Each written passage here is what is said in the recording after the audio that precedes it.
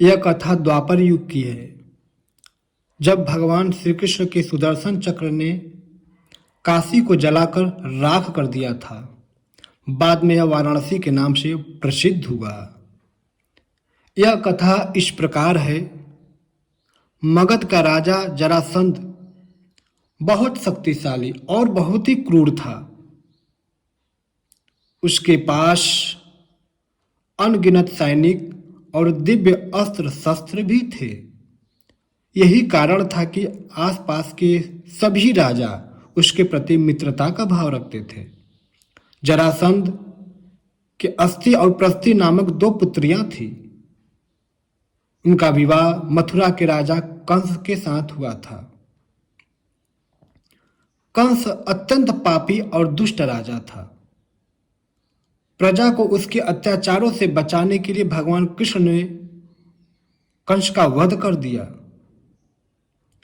दामाद की मृत्यु की खबर सुनकर जरासंध क्रोधित हो उठा, प्रतिशोध की ज्वाला में जलने लगा।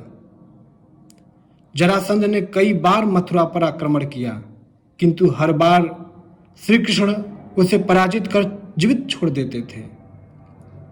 एक बार उसने कलिंग राज और पौंड्रक और काशी राज के साथ मिलकर मथुरा पर आक्रमण किया, लेकिन भगवान श्री कृष्ण ने उन्हें भी पराजित कर दिया। जरासंध तो भाग निकला, किंतु पौंड्रक और काशीराज भगवान के हाथों मारे गए। काशीराज के बाद उसका पुत्र काशीराज बना और श्री कृष्ण से बदला लेने का निश्चय किया। वह श्री कृष्ण की शक्ति को जानता था, इसलिए उसने कठिन तपस्या करके भगवान शिव को प्रसन्न किया और उन्हें समाप्त करने का वर मांगा। भगवान शिव ने उससे कोई अन्य वर मांगने को कहा, किंतु वह अपनी मांग पर अड़ा रहा। तब शिव ने मंत्रों से एक भयंकर कृत्या बनाई और उसे देते हुए बोले, वत्स, तुम इसे जिस दिशा में जाने का आदेश दोगे यह उसी दिशा में जाएगा और स्थित राज्य को जलाकर राख कर देगा। जिस दिशा में यह जाएगा उस राज्य को भस्म कर देगा। लेकिन ध्यान रखना, उसका प्रयोग किसी ब्राह्मण भक्त पर मत करना, वरना इसका प्रभाव निष्फल हो जाएगा। यह कहकर भगवान शिव अंतर्ध्यान हो गए।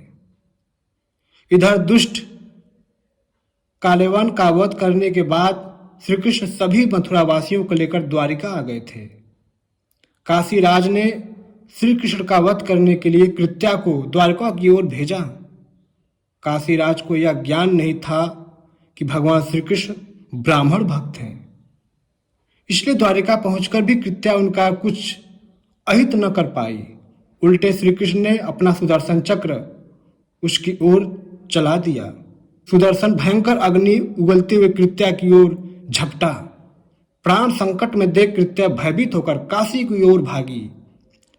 सुदर्शन चक्र भी उसका पीछा करने लगा। काशी पहुंचकर सुदर्शन चक्र ने कृत्या को भस्म कर दिया, और किंतु फिर भी उसका क्रोध शांत नहीं हुआ और उसने काशी को भस्म कर दिया। कालांतर में वारा और अशी नामक दो नदियों के मध्य यह नगर पुनः बसा। वारा और अशी नदियों के मध्य बसे होने के कारण इस नगर का नाम वाराणसी पड़ गया। इस प्रकार काशी का वाराणसी के रूप में पुनर्जन्म हुआ।